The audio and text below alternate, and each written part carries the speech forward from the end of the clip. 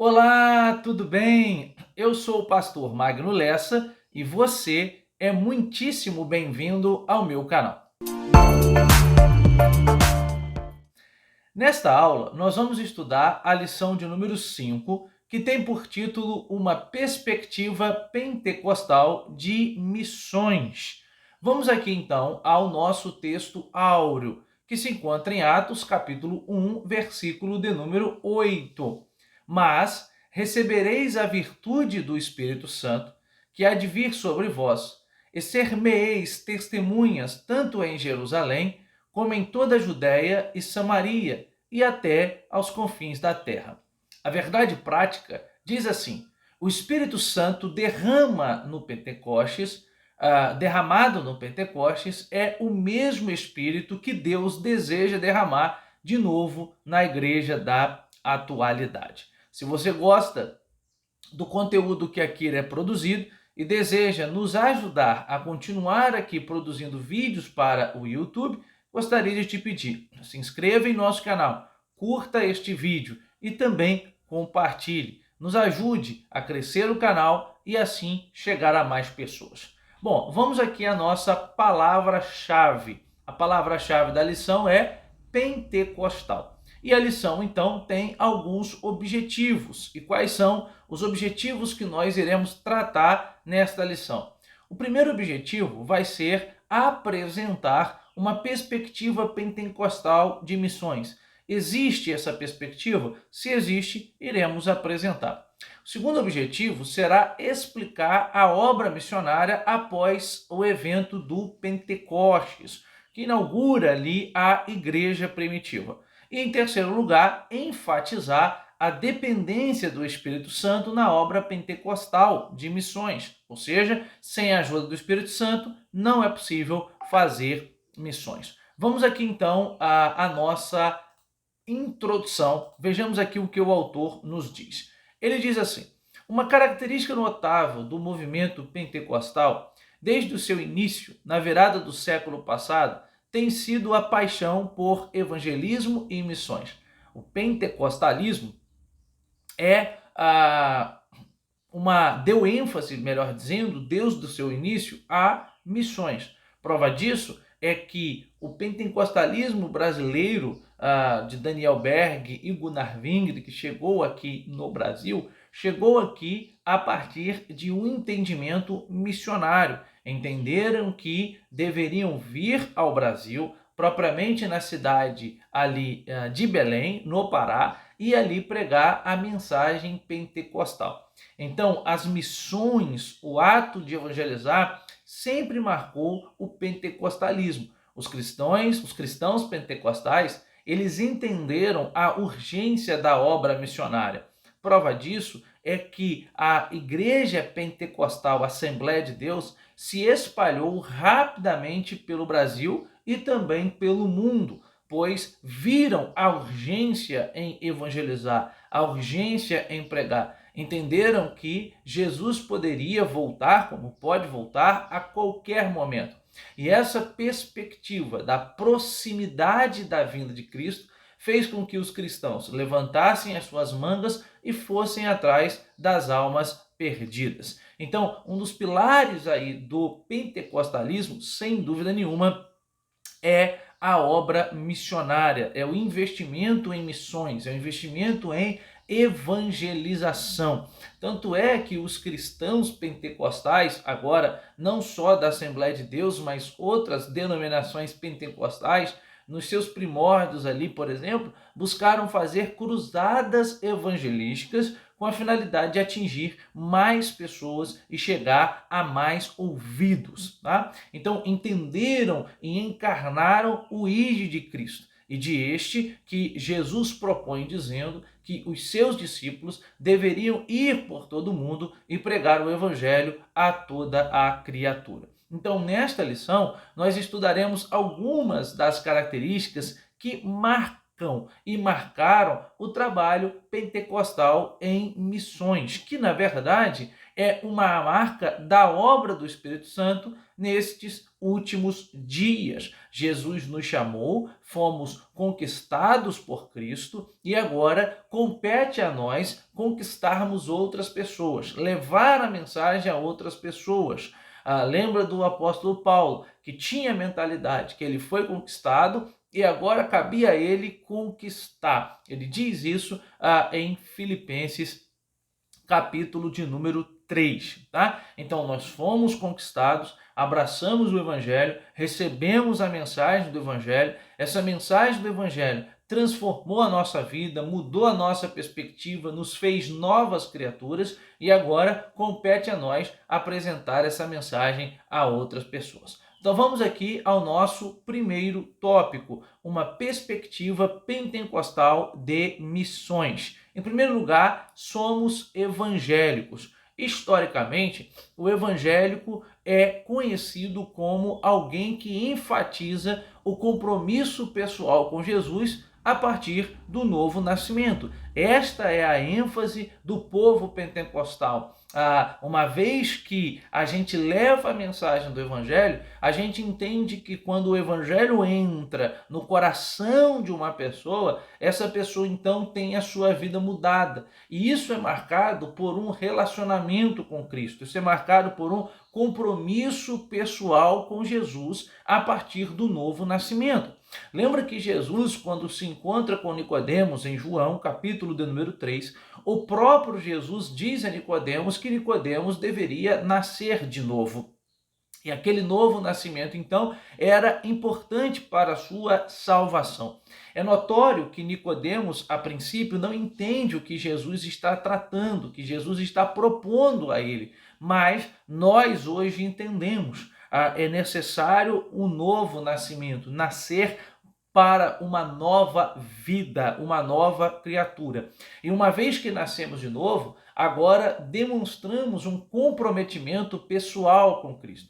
A nossa vida deve ser marcada por esse comprometimento, por uma intimidade, por um relacionamento, por uma proximidade com Jesus. Lembra que quando Jesus está diante de seus discípulos e ele propõe a eles dizendo: se alguém quiser vir após mim, ou seja, ser meu discípulo, negue-se a si mesmo, tome a sua cruz e siga-me. Então, esse é o chamado de Jesus. É um chamado a uma relação pessoal, é um chamado a uma proximidade, é um chamado a estar perto. Cristo quer que você esteja perto dele, que você saia da condição de anônimo e assuma o seu papel ali enquanto discípulo de Jesus. Porque ser discípulo de Jesus é sair do anonimato. Tem um livro interessante publicado pela editora Fiel, de um teólogo brasileiro, no caso batista, chamado Jonas Madureira, e ele então reflete exatamente sobre isso. O livro é O Custo do Discipulado.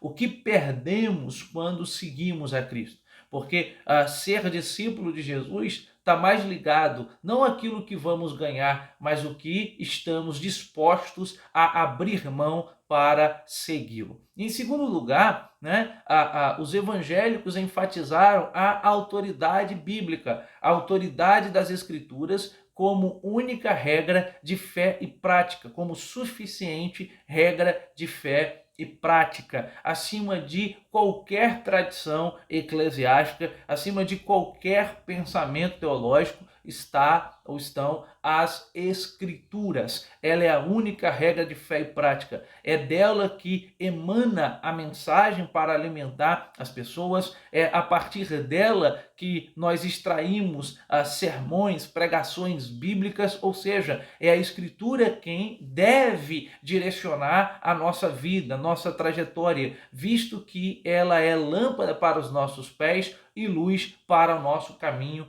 para a nossa caminhada. Se nós não queremos andar na escuridão, devemos ter a Bíblia como a nossa luz, a nossa lanterna para iluminar o nosso caminho. E em terceiro lugar, o apelo de anunciar a Cristo a outros, né? Então os evangélicos sempre tiveram essa preocupação. Precisamos anunciar Cristo a outras pessoas, precisamos falar do amor de Cristo a outras pessoas. Não podemos guardar a mensagem cristã apenas para nós. Então, basicamente, esses princípios são o que os evangélicos têm em comum. Eles tornam-se num impulso evangélico com raiz histórica na tríplice ênfase da Reforma Protestante. A Reforma Protestante foi um evento importante. A gente precisa ter aqui em mente que a Reforma Protestante não foi um evento isolado na Alemanha com Martim Lutero.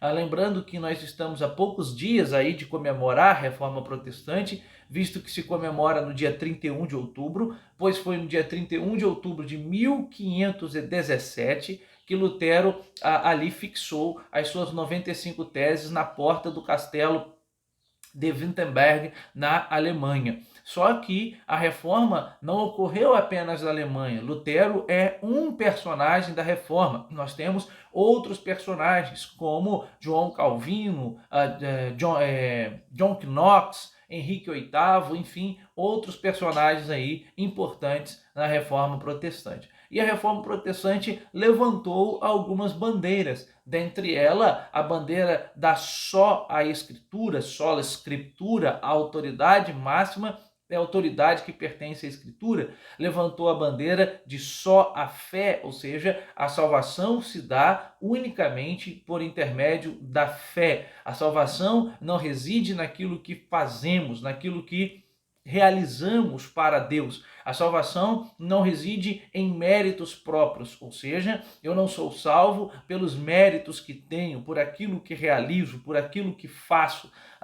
Não há mérito em minhas ações, né? A salvação é única e exclusivamente pela fé em Cristo, por aquilo que Cristo fez. E a reforma também levantou a bandeira do sacerdócio universal de todos os crentes.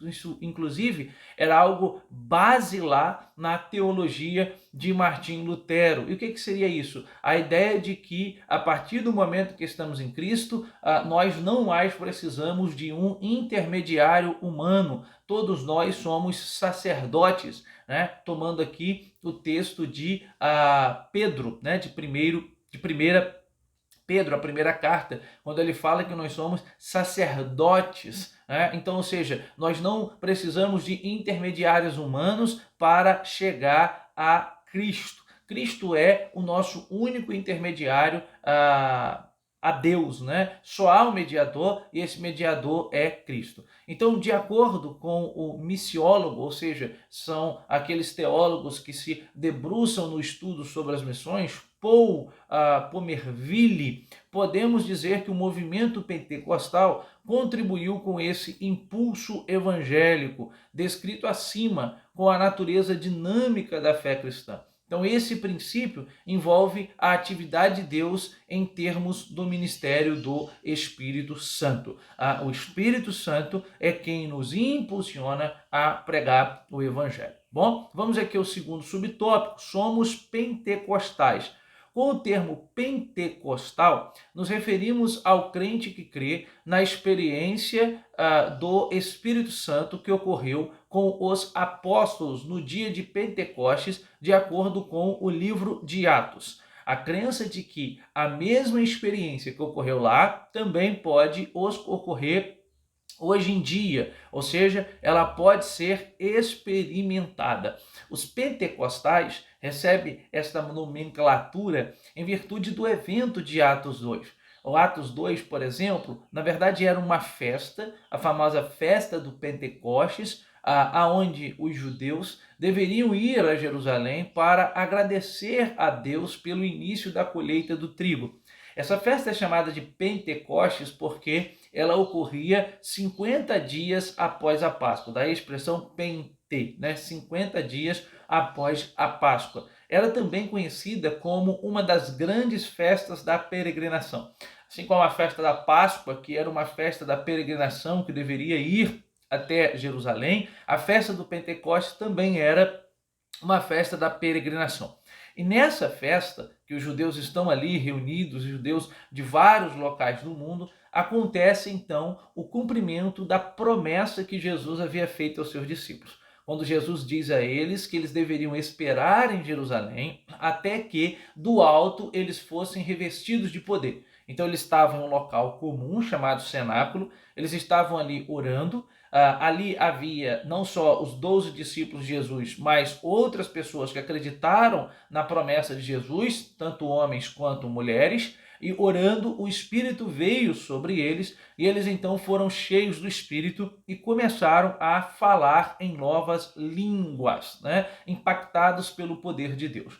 Jesus diz no capítulo 1, versículo 8 de Atos, que a descida do Espírito Santo em Atos 2 seria para que eles pudessem ser revestidos de poder com a finalidade de fazer missões, com a finalidade de testemunhar, de levar o evangelho, de levar a mensagem das boas novas. Então, aqueles que se denominam pentecostais são aqueles que acreditam que o que ocorreu em Atos capítulo 2 ainda ocorre hoje. Não foi um evento único, não foi um evento isolado, não foi um evento vivido única e exclusivamente para a igreja primitiva, como se Lucas, como um historiador, estivesse apenas relatando ali fatos do que ocorreu naquele momento. Mas o pentecostal acredita que o que foi vivenciado em Atos capítulo 2 pode ser vivenciado hoje também.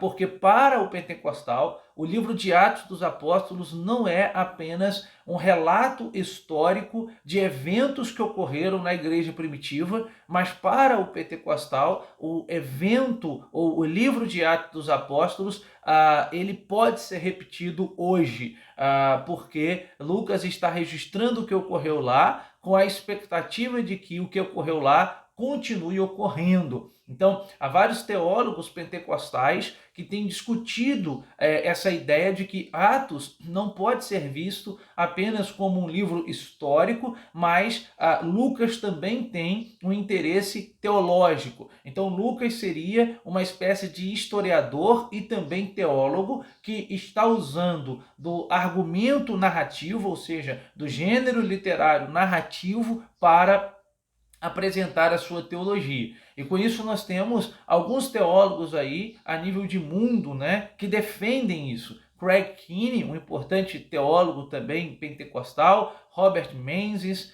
e outros teólogos que defendem esta ideia. Tá? O próprio Gordon Fee e outros teólogos aí que trabalham esta ideia, tá bom? Então, quando a gente fala de pentecostal, a gente está pensando exatamente nisso. O pentecostal vive a expectativa de que os eventos ocorridos na Bíblia se repitam também hoje, tá?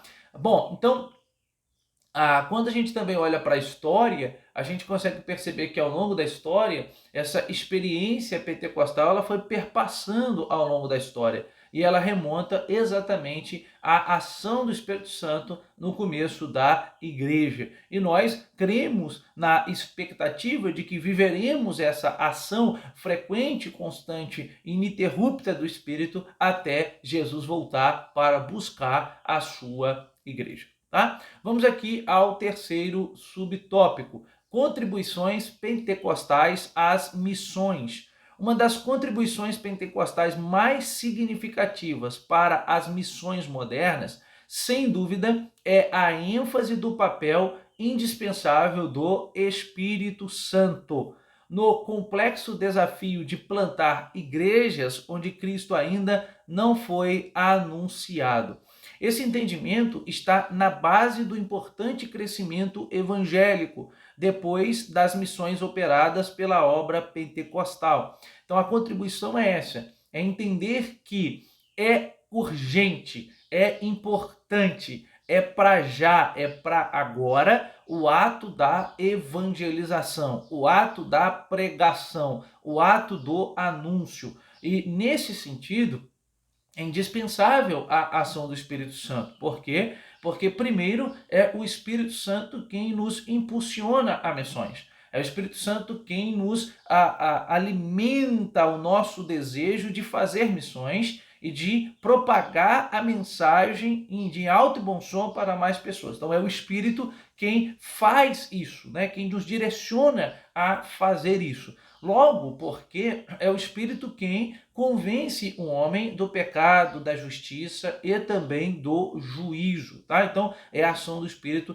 quem faz isso. Então, nesse sentido, o sucesso das missões pentecostais está ligada diretamente ao lugar que damos ao Espírito Santo, um lugar semelhante ao que os crentes no Novo Testamento deram em Atos dos Apóstolos, tá? Então, essa é a mentalidade que a gente precisa ter. É o Espírito quem deve guiar a nossa vida. Haja vista que a Bíblia diz que o Espírito Santo é aquele que convence o homem do pecado, da justiça e do juízo. Então, o convencimento vem do Espírito Santo. É o Espírito Santo quem toca no coração da pessoa. O pregador, ele é o atalaia, o pregador, ele é o anunciador, o pregador é aquele que fala, é aquele que transmite a mensagem, mas o pregador não tem domínio, não tem controle sobre a mensagem. Quem de fato fará a aplicação da mensagem no coração dos ouvintes é o Espírito Santo, tá? Então assim podemos dizer que somente evangélicos pentecostais, podemos dizer que somos evangélicos pentecostais, pois além de afirmarmos todos os princípios que os evangélicos afirmam, Jesus é Deus, o Pai é Deus, o Espírito Santo é Deus, Jesus morreu na cruz para nos salvar, Jesus voltará para nos buscar, nós também acreditamos e não negociamos, porque temos como indispensável a atuação do Espírito Santo na prática de missões. Tá? Bom, vamos aqui então ao nosso segundo tópico, a obra missionária depois do Pentecostes. A causa da obra missionária ali na igreja primitiva, tá? Então a descida do Espírito Santo no dia de Pentecostes é o acontecimento que impulsiona a igreja primitiva. É o acontecimento que motiva a igreja primitiva. A gente pode ver aqui, por exemplo, com Pedro, né? E o belíssimo sermão que Pedro prega logo após a descida do Espírito Santo, em que Pedro agora, de maneira ousada, corajosa, veemente, prega um sermão aonde ele aponta para os judeus como os responsáveis pela crucificação de Jesus e os questiona por entender errado o que estava acontecendo ali com eles. E aí Pedro, no sermão do Pentecostes, destaca então a atualidade, né, daquilo que estava acontecendo com eles, que era um evento que estava acontecendo com eles, mas não estava restrito só a eles, era um evento que também ocorreria e aconteceria com os demais cristãos ao longo da história, né? Pedro deixa isso, ele entende essa perspectiva, ele entende que o que está sendo ocorrendo ali está acontecendo como cumprimento à profecia de Joel, que Deus nos últimos dias derramaria o seu espírito sobre toda a carne, né? Então, o que está acontecendo ali é o começo de uma grande obra da parte de Deus. Alguns teólogos propõem que é o começo do fim, né? É a inauguração do começo do fim. Nós estamos vivendo na ardente expectativa do momento em que Cristo voltará para buscar a sua igreja. Então, Jesus disse aos seus discípulos que eles seriam capacitados pelo poder do Espírito. Desceria sobre eles esse poder e esse poder os capacitaria a testemunhar. Então, se alguém perguntasse a você qual é a finalidade do recebimento do Espírito Santo, não é para que alguém mostre que é mais espiritual do que o outro. Não é para que alguém mostre que é mais crente do que o outro. Não. Os dons do Espírito são para a edificação do corpo de Cristo, a edificação da igreja. A mentalidade errônea, errada da igreja de Corinto, como Paulo discute ali em 1 Coríntios capítulo de número 12, era achar que por possuir os membros ali, por possuírem determinados dons, eram melhores, eram superiores, né? Eram maiores do que outros irmãos que não possuíam. Então, em Corinto, nós tínhamos de um lado um sentimento de superioridade por parte de alguns irmãos e nós tínhamos um sentimento de inferioridade por parte de outros irmãos. Lamentavelmente, de maneira muito triste, isso se apresenta ali em 1 Coríntios. Mas Jesus deixa muito claro que o enchimento do Espírito visa o testemunho, visa o anúncio, visa a pregação. E a gente pode aqui citar ainda Pedro como um exemplo importante, é que dias antes, ou seja, ali próximo à Páscoa, a Bíblia Sagrada diz, próximo à crucificação de Jesus, melhor dizendo, a Bíblia Sagrada diz que Pedro nega Jesus diante de pessoas simples, diante de pessoas que não possuíam nenhum tipo de poder e de autoridade, sobre a vida de Pedro. Não poderia mandar prendê-lo, não poderia mandar executá-lo, matá-lo, nada disso.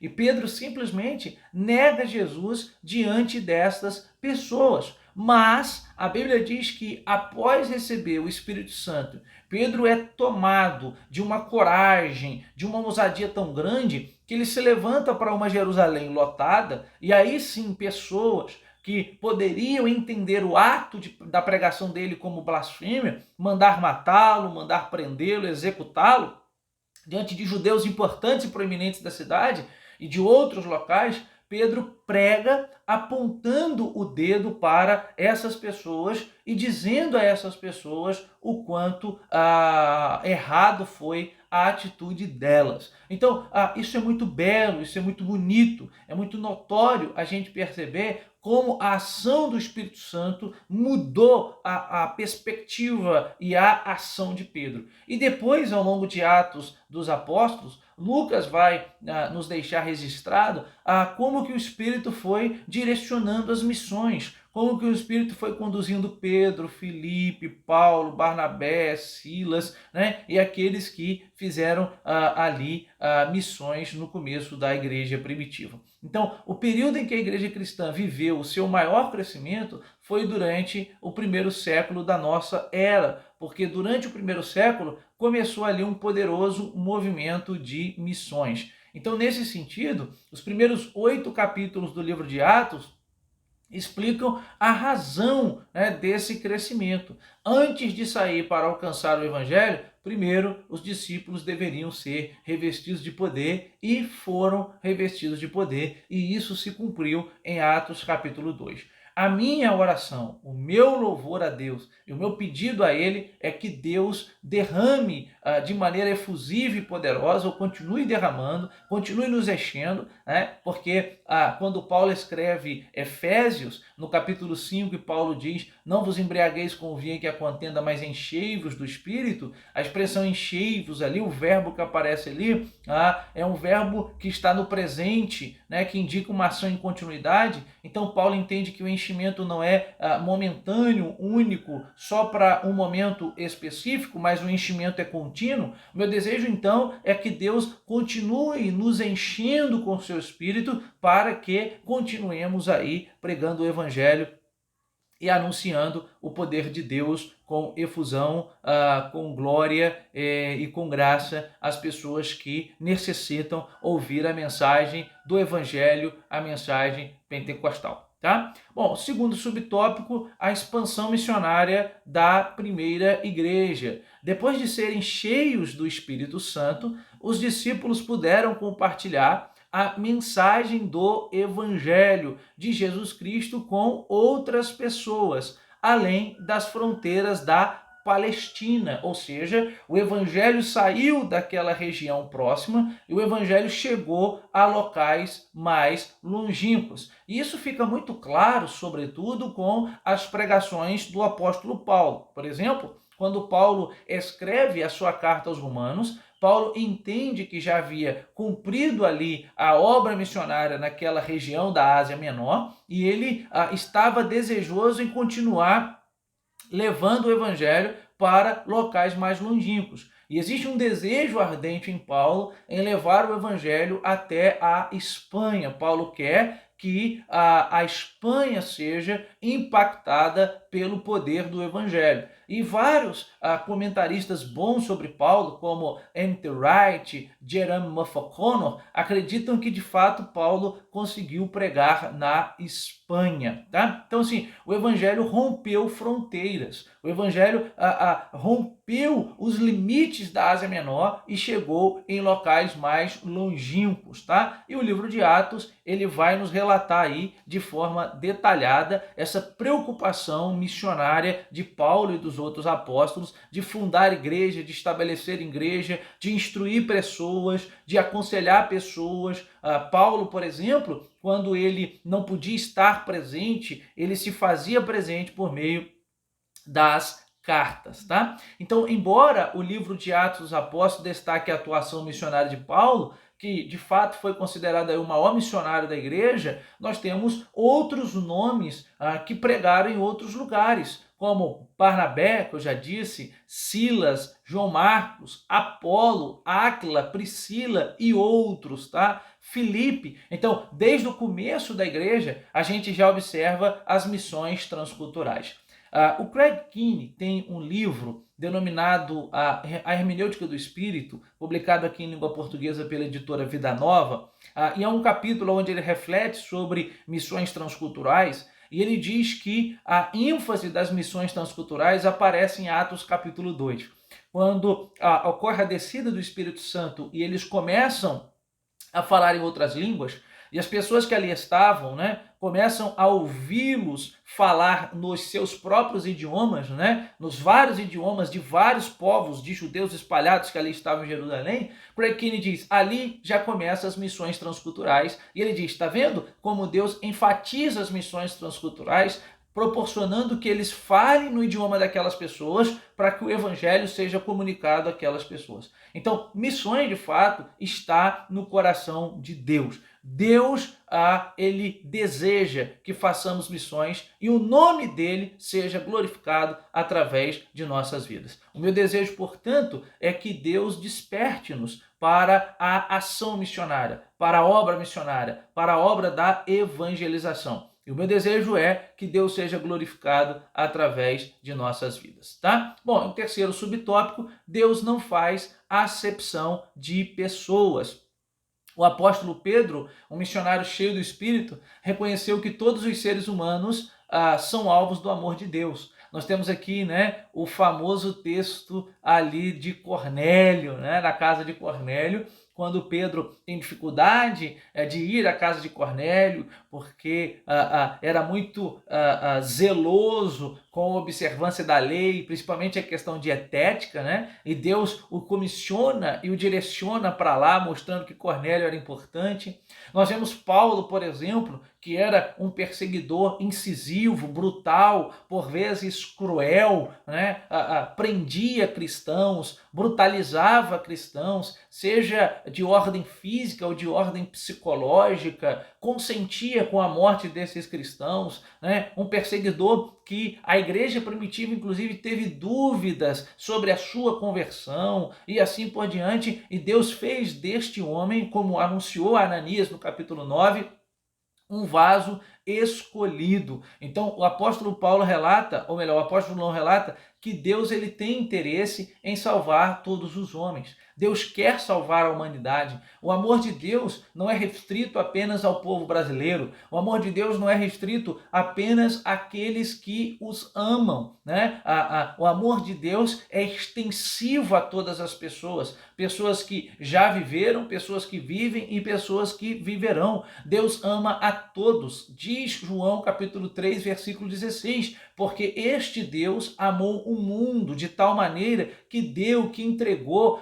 Entregar é um ato deliberado da própria vontade. Deus não foi pressionado por nada externo. Nada externo pressionou a Deus a entregar o seu filho, a dar o seu filho. Deus simplesmente deu e entregou o seu filho por amor à humanidade. Então, com esse entendimento, a respeito da natureza ilimitada do plano de Deus em salvar a humanidade, que possamos ser impulsionados pelo Espírito Santo, assim como esse Espírito impulsionou, direcionou a igreja primitiva para a pregação do Evangelho. Que sejamos direcionados, comissionados, conduzidos, levados, guiados pelo Espírito para pregar o Evangelho a essas pessoas, entendendo que Deus não faz acepção de pessoas. Às vezes a gente, com o nosso olhar, julga alguém dizendo: não, esta pessoa não é digna do Evangelho, ela é digna do inferno. Isso é um pensamento equivocado. Ninguém é digno, de fato, do céu, né? Ninguém é digno da graça de Deus, mas isso é graça, é um favor que nós não merecemos. Então, por que eu digo que o outro não merece e eu mereço? Não, o outro não merece, assim como eu não mereço, independente do que ele fez, independente do que ele realizou. Não há merecimento em nós, é graça. Então eu preciso ter a consciência. Eu fui alcançado pela graça porque um dia alguém pregou para mim, um dia alguém entregou um folheto, um dia alguém me evangelizou, um dia eu assisti uma peça. Eu, por exemplo, me converti na igreja metodista central de Itaocara, numa apresentação de uma peça, né, apresentada pela Jocum, que era uma escola de missões que fazia apresentações urbanas, e naquele dia ela fez uma peça, e a pregação era a peça. Ela fez uma peça muito comovente, muito chamativa, e aquilo entrou no meu coração. Eu me lembro que eu fui o único que abracei Jesus naquela noite. E foi uma noite impactante, eu não me esqueço até hoje. E até hoje eu estou aí servindo ao Senhor. Tá? Então use a instrumentalidade que Deus te deu para que o nome dele seja glorificado. Ok? Bom, em terceiro lugar, terceiro tópico, a ação do Espírito e a obra missionária. Primeiro subtópico, a função do Espírito na obra missionária. Então, dentre as muitas funções do Espírito Santo, estão a de ungir, a de inspirar, separar e enviar homens e mulheres para os quatro cantos da terra. É claro que quando Deus escolhe alguém, esse alguém precisa ter a preocupação de se preparar, né? Precisa ter a preocupação de estudar, precisa ter a preocupação de se dedicar para que ele aprenda e ele tenha a transmitir. E é o Espírito quem vai direcionar ali os seus passos. Então, a obra missionária é uma obra que está umbilicalmente ligada à ação do Espírito Santo. Lembra que a igreja primitiva ali em Antioquia desejava enviar missionários, lançar missionários ao campo, e aí a Bíblia Sagrada diz que o Espírito se manifesta dizendo: separai para mim Barnabé e Paulo para a obra que eu os tenho chamado, tá? Então esse é o princípio. O Espírito direciona, o Espírito escolhe. A questão é que nós precisamos ser sensíveis à voz, a ouvir o Espírito, tá? Ok, então em outro momento o Espírito não permitiu que os apóstolos ficassem, por exemplo, envolvidos com problemas sociais e quaisquer outras atividades que não fossem a evangelização. Em Atos capítulo 6, versículo 1 ao 4.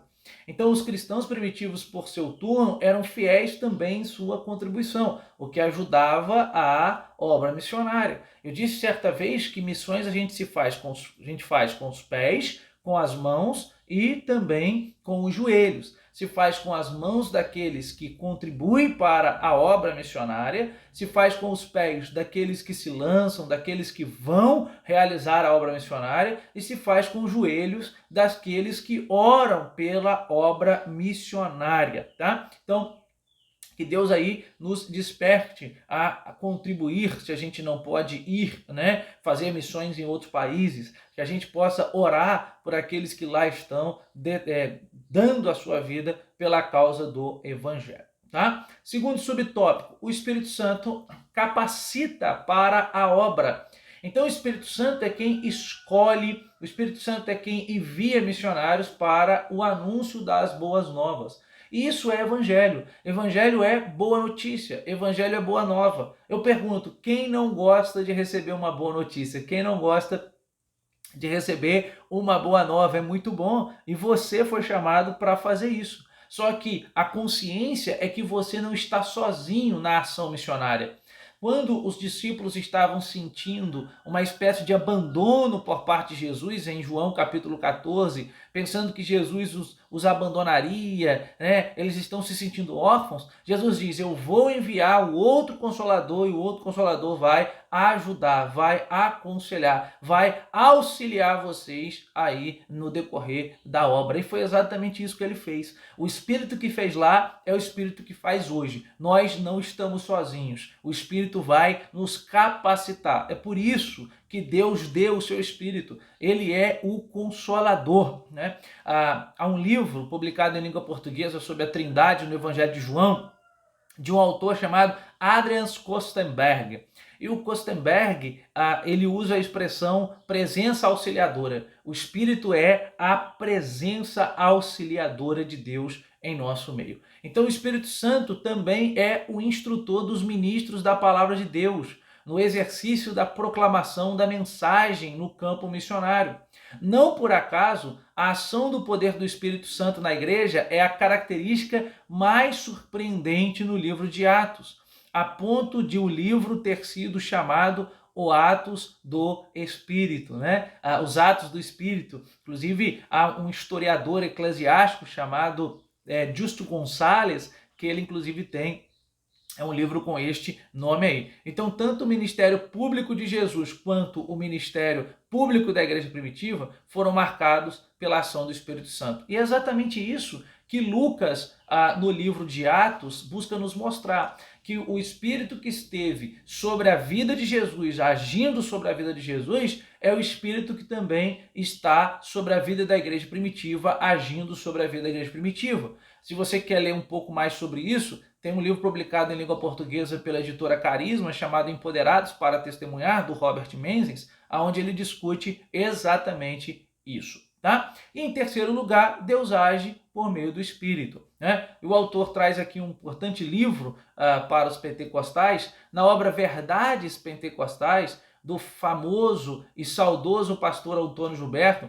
Ele descreve a assistência do Espírito Santo na obra missionária. Ele mostra que o Espírito Santo escolhe, envia, capacita e direciona os evangelizadores. É o que observamos no livro de Atos dos Apóstolos. Quando o Espírito Santo age na vida da igreja, ali fica claro que o Deus da Bíblia é um Deus que age. Então, pastor Antônio Gilberto tinha isso com muita clareza. É o Espírito quem está agindo, é o Espírito quem está direcionando, é o Espírito quem está intervindo, é o Espírito quem está operando. Por quê? Porque Deus quer salvar, Deus quer libertar, Deus quer operar, Deus quer fazer coisas grandes. Nós estamos, talvez, vivendo o último tempo da igreja na terra. Então não cruze os seus braços, não fique parado, mas leve a mensagem àqueles que precisam ouvir a mensagem. Então, a igreja que dá espaço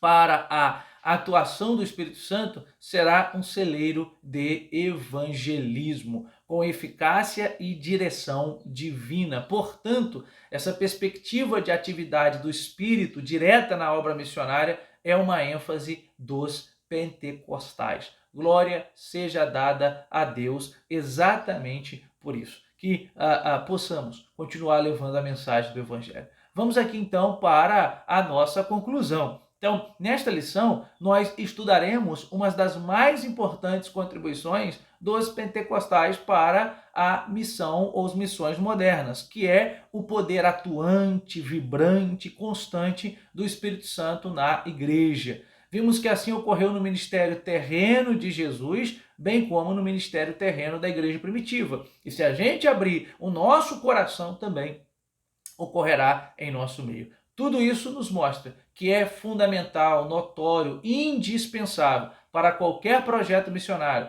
que toda obra comece e termine sob o poder e direção do Espírito Santo.